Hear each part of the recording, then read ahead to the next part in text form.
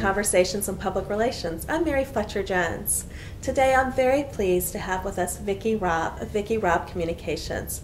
Vicki is a communications consultant with more than 25 years of experience. She has a particular specialty in pitching to the media. I've asked Vicki here today to talk to us about what it takes to craft a successful pitch. Vicki, welcome. Thank you. Great to be here. Vicki, tell us a little bit more about yourself and how you got started in public relations. Well, my story is that I came from Georgia in 1976. I was part of the Carter campaign. Oh, wow. And then I got invited to work in the White House in the Oh. First Lady's press office. Oh, and exciting. there it was very exciting. I was interacting with reporters daily. I was marching them around the White House for special events.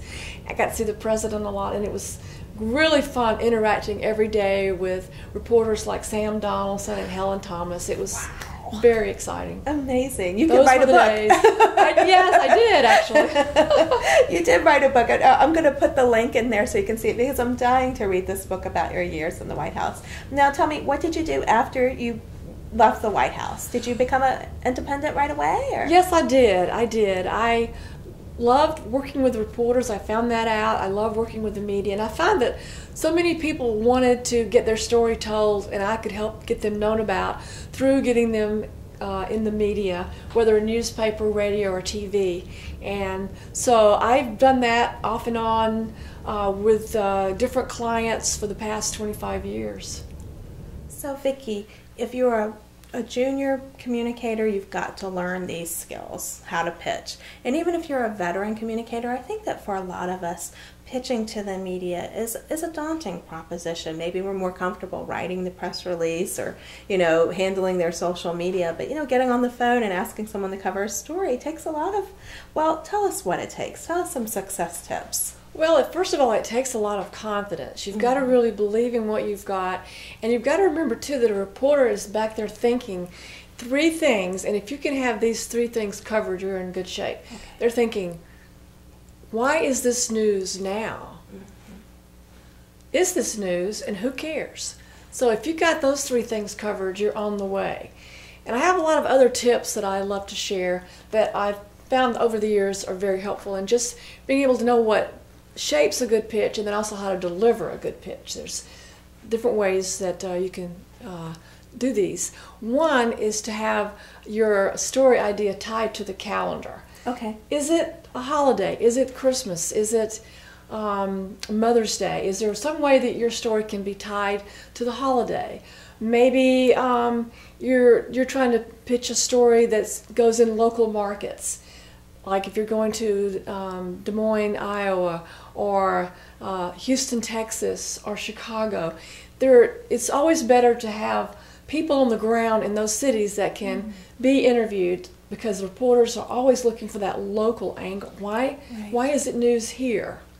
Do you think that the local stories are becoming increasingly important? I think there was a time where national and global stories were so important, but it seems like there's this move toward localism. People want to know what's going on in their own city. They do. I think the smaller papers are the ones that are really successful now. They're quite more successful actually than the standard like top the ones tier. That we always wanted the huge placements at. Yes, the New York Times, Washington Post, Wall Street Journal. So we shouldn't disregard pitching to these smaller papers. Right, exactly. Okay. I'm sorry to interrupt. Go ahead and tell us some more tips. Yes, feel free. Then also there's an opportunity to put a face to your pitch.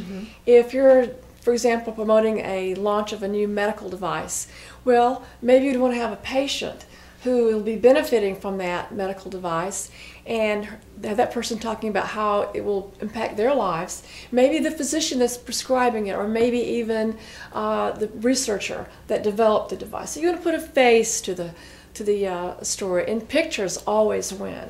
So actually providing them with photographs? When they ask for it, tell them that you have photographs, or B-roll if you're pitching to a broadcast medium. So B-rolls, that's videotape. Yes, so right. What might that be for people who aren't familiar with B-roll? Well, if I was, again, the medical device is an example. You could have some background photos of the patient talking about how the device will impact her life. You could have physicians talking about how it will impact the patient's life. Maybe some shots of the device itself, maybe some shots of it juxtaposition with the body, those kinds of things. Right, Just right. background. So anything that really helps tell the story. Yes. Cool. Yes. Any other, what about when you feel that, you know, you've almost got it, but you're facing a little resistance? How much do you push? How much do you what would you do in a situation like that where you say the journalist is not sure he's interested or she's interested? Well, what I usually do to find out if they're interested is I follow a formula. Okay. And I've got 5 tips for the formula. The first one is the headline. Okay. Any script should have a headline for your pitch.